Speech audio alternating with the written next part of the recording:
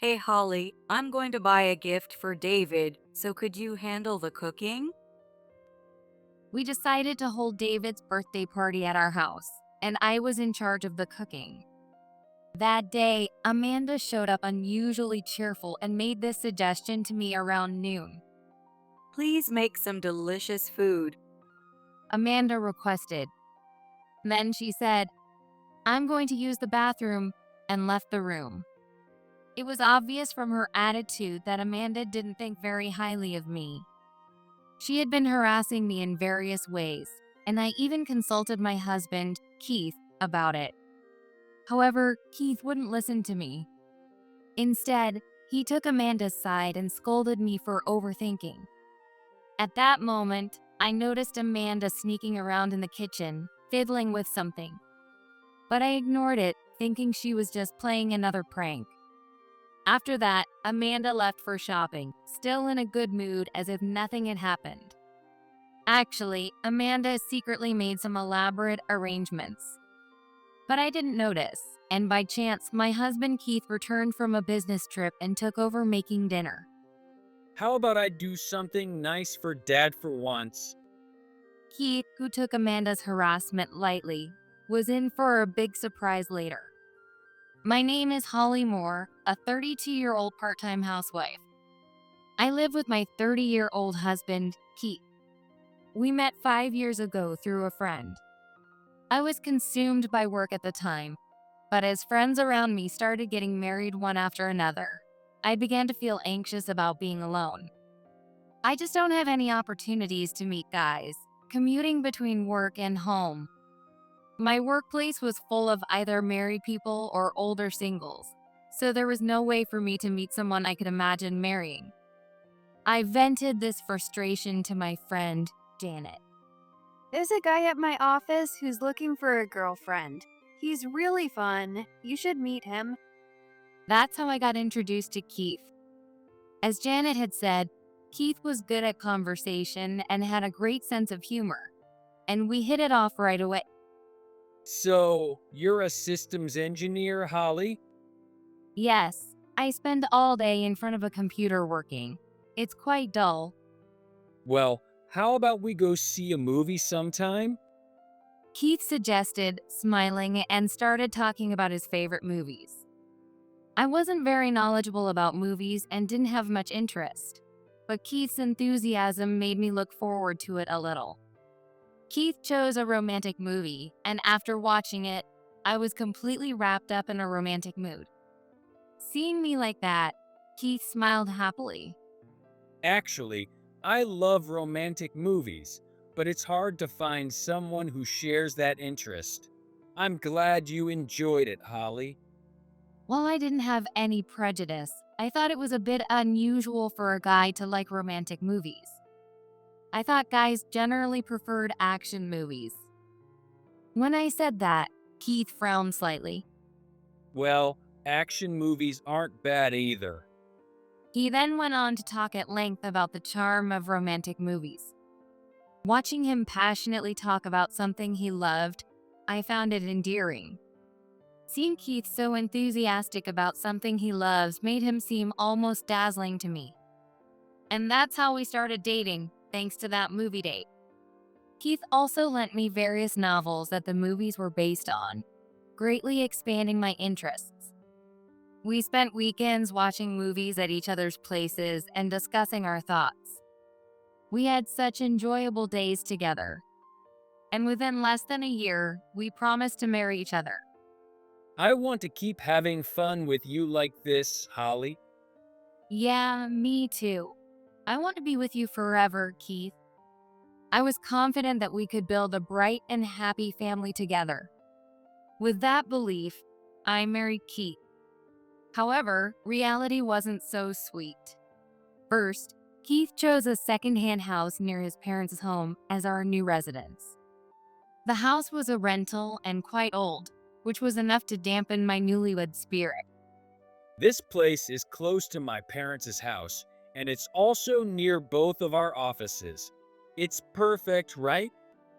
Keith, who had decided on the place without consulting me, said this with a big smile. I was stunned, But then something even more surprising happened. Keith's mother, Amanda, who lived nearby, started visiting our house frequently right after we got married. And Amanda, while looking around the house with me, let out a big sigh. This place is kind of old. Was she talking about the house or me? Amanda didn't seem to like that I was older than Keith. Can I really expect to see grandchildren with this situation? Amanda sighed again while saying this. But at that time, I wasn't thinking much about having kids. Keith and I were both still in our 20s, and I figured we'd have kids eventually without rushing. However, a year, then 2 years passed after our marriage, and we still hadn't had any children. By then, we started to feel a bit anxious. I had continued working even after getting married, and I began to wonder if my busy schedule was one of the reasons we weren't having kids. So I made a decision.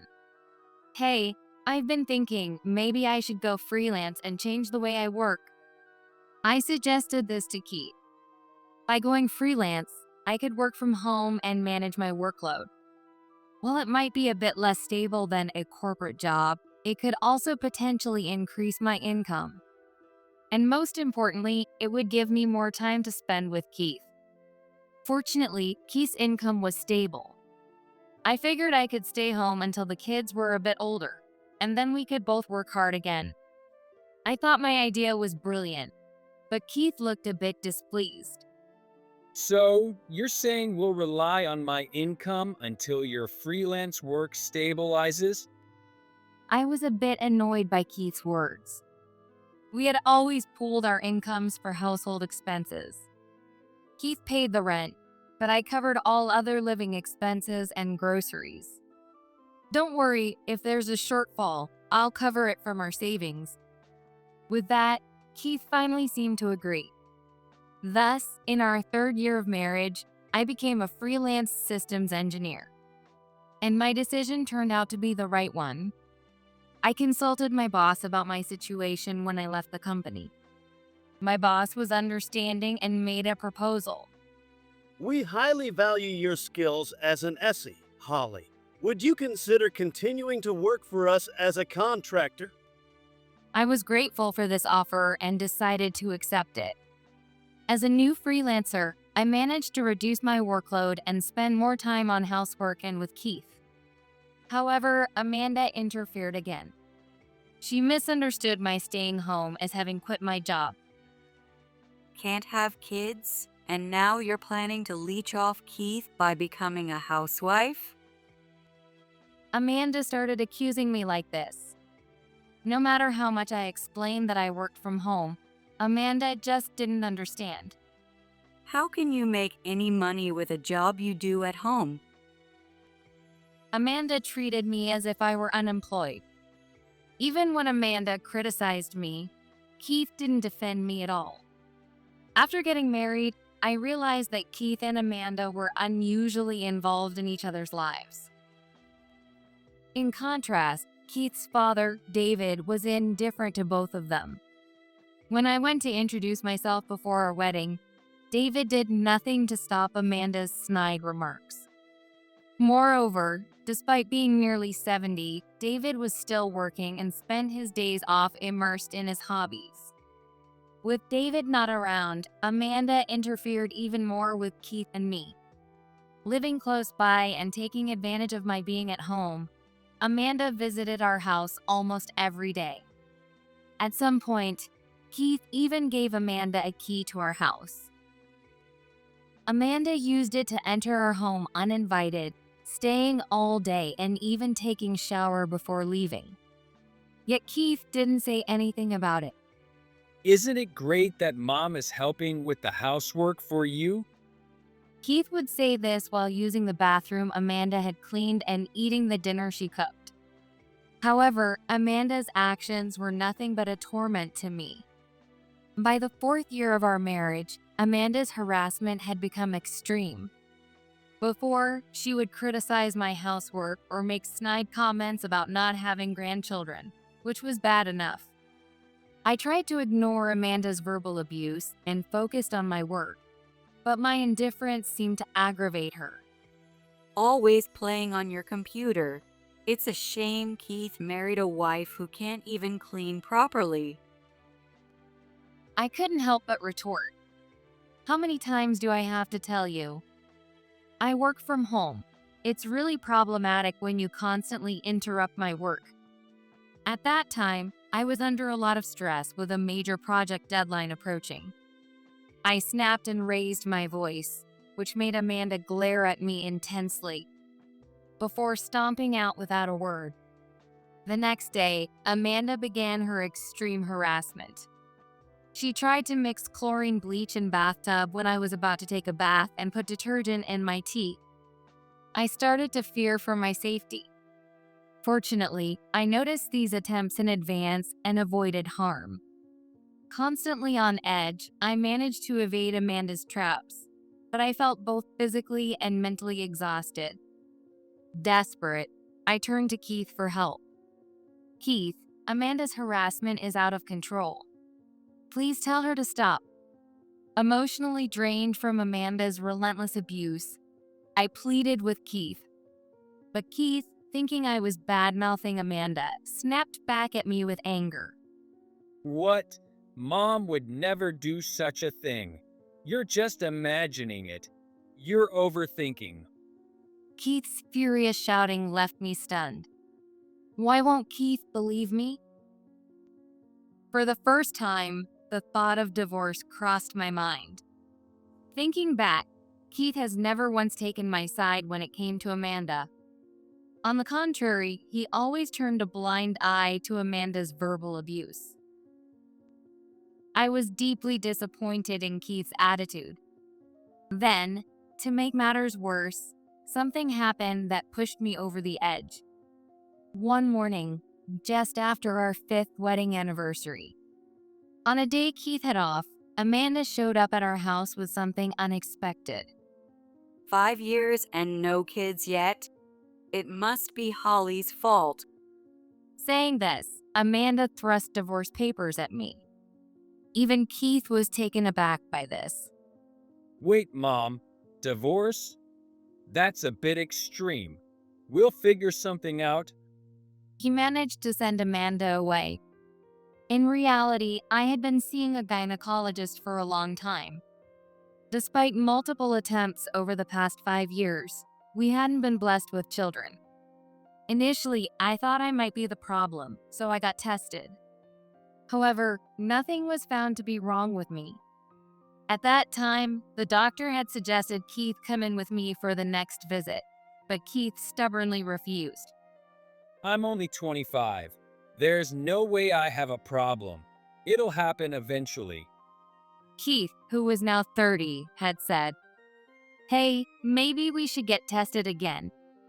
Keith reluctantly agreed to my suggestion. Amanda bringing the divorce papers must have made him realize the urgency. So, a few days later, we went for another test together. It turned out that Keith was the one with infertility issues. The doctor suggested starting with hormone therapy.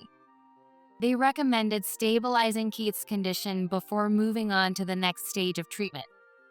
Hearing this, Keith's face contorted as he pleaded with me. Holly, please don't tell Mom about this. Keith's voice was almost tearful. I'll tell her not to interfere about the kids. If she finds out it's my fault, I don't know what she'll say to me. Keith's desperate plea made me feel a bit sympathetic. I decided to keep Keith's infertility a secret from his parents. So, Keith and I began serious infertility treatment. Since then, Keith did confront Amanda. We've started infertility treatment. We'll make sure you get to hold your grandchild, so please support us.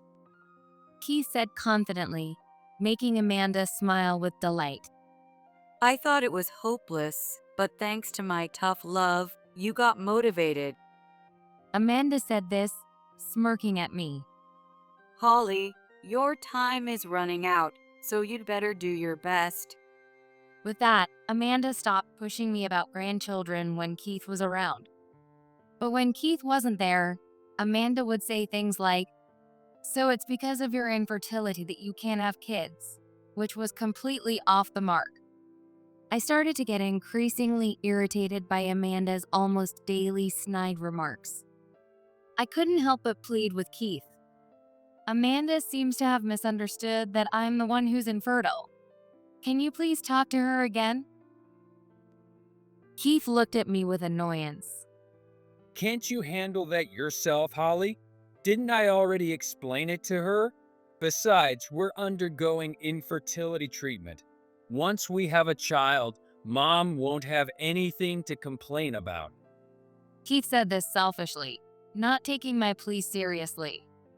Moreover, Keith started staying away from home, saying it was to earn money for fertility treatments, but it seemed more like he was trying to avoid getting caught between Amanda and me. Amanda's snide remarks, verbal abuse, and extreme harassment intensified. As I was troubled by Amanda, a shocking incident occurred. One day I checked the mailbox. There was a letter addressed to Keith from a credit card company that had never sent us mail before. Surprised and with a racing heart, I stared at the envelope. Keith usually preferred cash and rarely used his card. Could it be the medical bills for the infertility treatment? With this thought, I gently opened the envelope. Keith seldom checked the mail himself. When I had handed him his mail in the past, he had said, Can you handle these little things, Holly? Since then, I had managed the mail.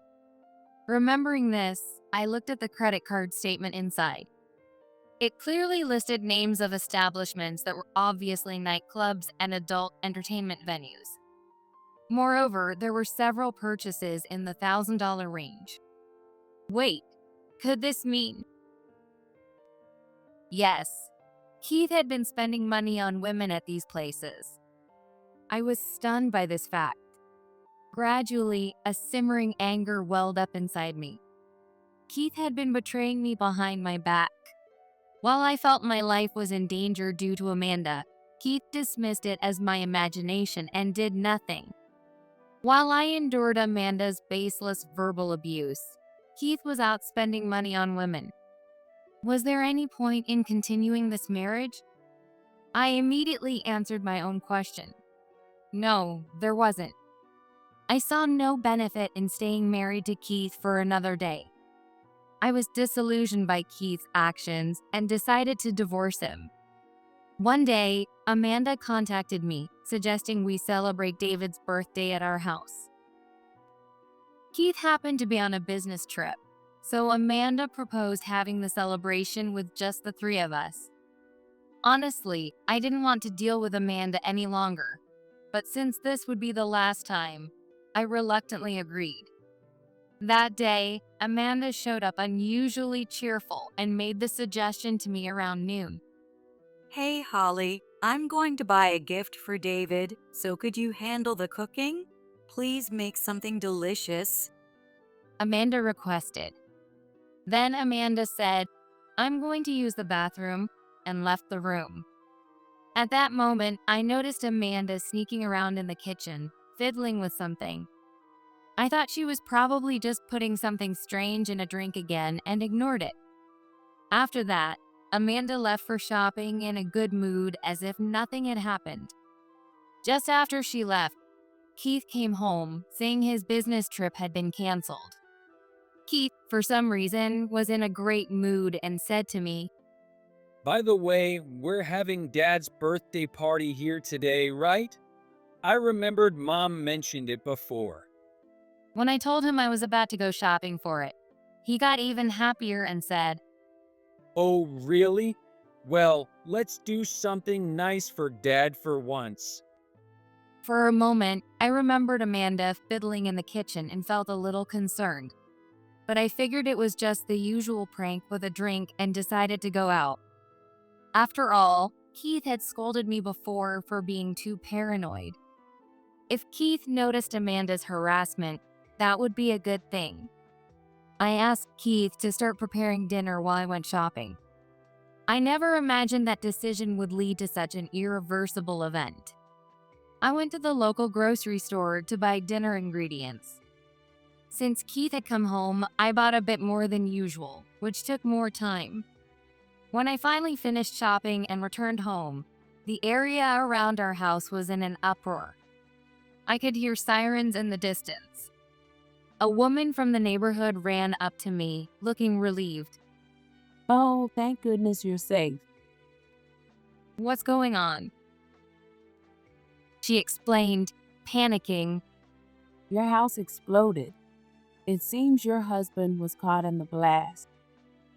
According to her, neighbors heard a noise like an earthquake and saw smoke coming from my house. They quickly called the fire department. I rushed to the house. Firefighters who were around my house stopped me, saying, Stay back. It's dangerous. "I'm the resident here. My husband should be inside. Where's Keith?" He's over here. Keith was being loaded into an ambulance. He was limp and unresponsive. Then I heard Amanda screaming from behind. Why is Keith hurt? It was supposed to target Holly. Amanda, half mad, pointed at me while being restrained by David. "Call the police," someone shouted from afar. A lot happened all at once after that. I was so shocked that parts of my memory are missing. Amanda, who had essentially confessed, was arrested by the police who arrived at the scene. It turned out Amanda had tampered with the gas line in our house. Once she got ready, Amanda ordered me to make dinner. If it weren't for infertile Holly, I could have seen my grandchild's face. She screamed. Keith survived, but his injuries were more severe than expected, leaving him bedridden. Seeing his condition, I hesitated for a moment about divorcing him. Then David said something unexpected. David looked at Keith and said, Amanda will take care of you. David then stared at me intently. Seeing his gaze, I made up my mind. "Keith, you betrayed me. I want a divorce." What? You're going to abandon me in this condition? Keith shouted. David sternly cut him off. Neither I nor Holly will take care of you. "If you agree to the divorce, I won't file charges against you." If Amanda gets arrested, no one will take care of you. You'll be the one in trouble. David threatened Keith. David had known all along about Amanda's harassment and Keith's misuse of household money. He had planned to reveal everything at his birthday party and push for our divorce. However, the unexpected turn of events forced his hand. David apologized to me and proposed a solution for handling Keith and Amanda. I can't ask you to forget everything. Of course, I'll pay you appropriate alimony and settlement money. I'm truly sorry for all the trouble caused, Holly. I hope you can live freely from now on. David apologized to me sincerely. I accepted his proposal. A year later, I was living away from the in-laws when Amanda contacted me out of the blue. Amanda, in a weak voice, apologized. I'm sorry about that time. It turns out Keith deceived me too. Amanda explained that Keith had told her I was a spendthrift, which fueled her dislike for me. Moreover, Amanda had been giving Keith money from her retirement funds, believing he was broke. But over the past year, she had discovered that Keith was the real spendthrift. And since Keith had to pay me alimony and a settlement, he was left with nothing. I secretly used our retirement funds without telling David. If he finds out, he'll divorce me. Please help me. Amanda pleaded with me. She had learned from Keith that I was actually well off. Her request was audacious, and I was astonished by her nerve. That's impossible. Besides, I'm already remarried and pregnant. Upon hearing this, Amanda burst into tears. Ignoring her, I hung up the phone. A year later, I gave birth to a healthy child. One Sunday, while out at the local mall with my new husband and child, I unexpectedly ran into David. David smiled gently when he saw us and shared his recent news. I divorced Amanda and now enjoy the country life I've always dreamed of. David explained that Amanda, now old and frail, struggled to care for Keith, who often lashed out at her. Please be happy. David said and left. I saw him off, feeling grateful for the happiness I now had with my child and new husband.